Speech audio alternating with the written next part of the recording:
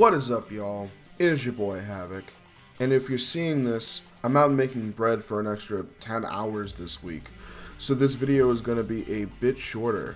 I have other topics to chat about as well as some new assets in the works, so just sit tight for a while if you can. There is much to discuss in the world of Sonic fan drama, especially when it comes to infamous figures like Mansion Master. I'm not going to ride his meat though. I'll only talk about him when I'm asked to. Funny enough, you guys are asking me to, so I'll definitely oblige. Remember, if you have anything else you want me to chat about, I have a new Discord that will be linked down below, so check it out and send me some stuff to check out. But the main topic I want to look into today has to do with one of my favorite Sonic games of all time, one that is objectively amazing, and that is Sonic Generations. Word is going around that this amazing game is getting a redub/rewrite, and there's a lot of discourse going on about it online. Go fucking figure. See, it turns out that the devil himself, Ian Flynn, is going to be working on said rewrite. So of course, people are up in arms. As Havoc was editing this, he learned that apparently Mania, the person who claimed Ian was going to be rewriting Sonic Generations at all, was a lie. The video is pretty much complete by this point, so just take this new tidbit as another reason to take what the individuals in this video say with a grain of salt. Some of the fans are even suggesting that we need Pontac and Graf back in order to save us from the demon that is Ian Flynn. Look, I know people really seem to hate him for his style of writing in the comics, claiming he fell off or some garbage. I still haven't read the comics, though I think I'll change that once I hit the 3,000 watch time hours threshold. Leave the comic reviews as a members only thing if people really want it that badly.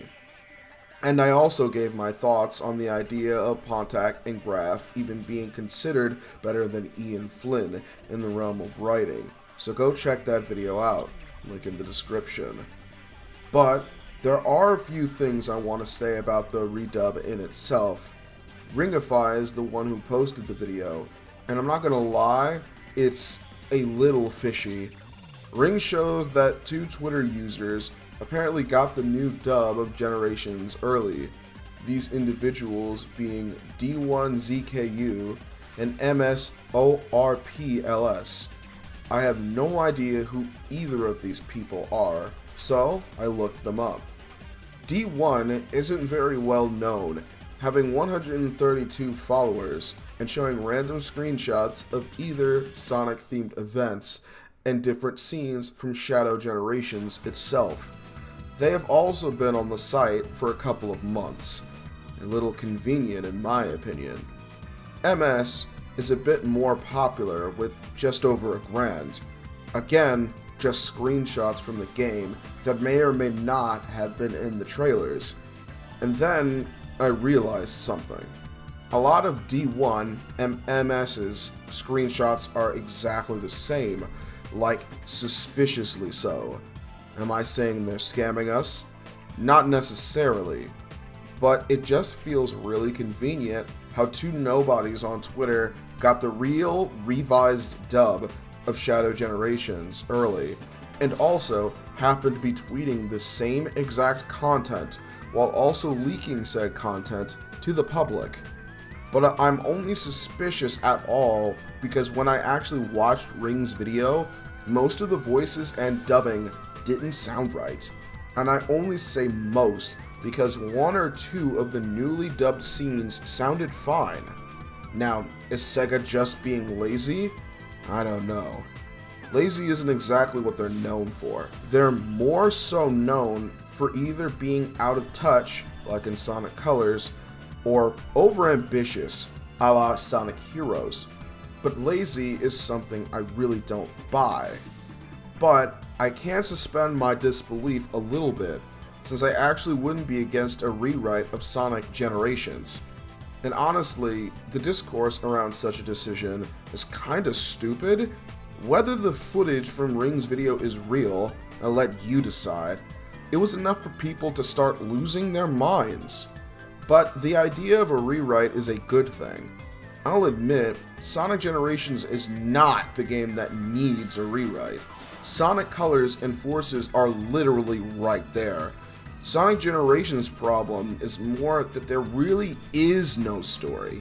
It can be summed up in just a couple of sentences. Sonic's birthday party is crashed by a big bad created by Eggman. He teams up with his other dimension self to defeat Eggman and restore their respective timelines. That's literally it. You could say that rescuing their friends is a part of it too, but I'd argue they can't restore the timelines without doing that in the first place. Honestly, Generations just needs a little bit more personality. If any of the Sonic games to have high stakes and get the other characters involved outside of fucking mini games to pad out the goddamn runtime, this is the one. The timelines are literally being eaten. But no, somehow Generations, as much as I love it, has the weakest stakes of possibly the entire modern era. So a little extra meat on its bones can only help it.